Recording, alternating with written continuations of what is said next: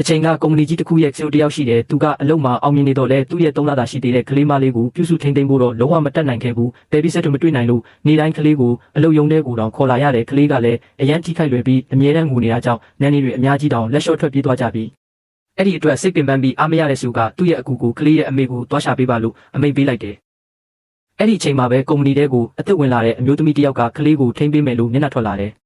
CEOကအဲ့ဒီမိန်းကလေးကိုမြင်လာတဲ့တစ်နှစ်ခန့်ရင်ကမတိချတဲ့အမတ်တရားတွေပြန်ထွက်လာပြီးသူမကိုတနေရာမှာတွေ့ဘူးတယ်လို့ခံစားရတဲ့ဒါကြောင့်ကလေးကိုသူမလက်ထဲပေးပြီးကလေးကိုထိန်းနိုင်ရင်မင်းကိုလာစာမြင့်တဲ့အတွင်းရင်းမှုလုပ်ခွင့်ပေးမယ်လို့ကတိပေးလိုက်တယ်။မင်းကလေးကကလေးကိုချီလိုက်တာနဲ့မျက်ရည်တွေပြည့်လာတဲ့အကြောင်းကတော့အဲ့ဒီကလေးဟာသူမရဲ့ကိုယ်ပိုင်သမီးလေးဖြစ်နေလို့ပဲ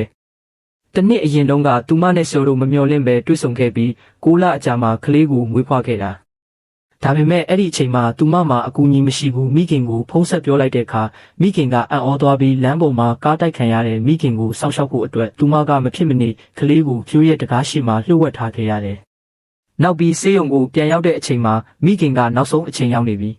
။မိခင်ကဂျဲလက်ကောက်တစ်ခုပေးပြီးဒုက္ခတွေကြုံလာရင်မင်းအဖေကိုသွားရှာပါလို့ပြောပြီးတည်ဆုံးသွားတယ်။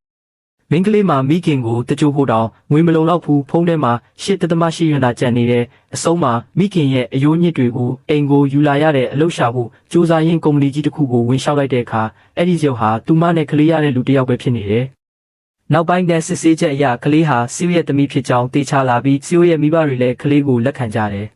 ။ဒါပေမဲ့ကလေးကအမြဲငိုနေစေဖြစ်လို့စီးကရုံးထဲကိုပဲယူလာရတယ်။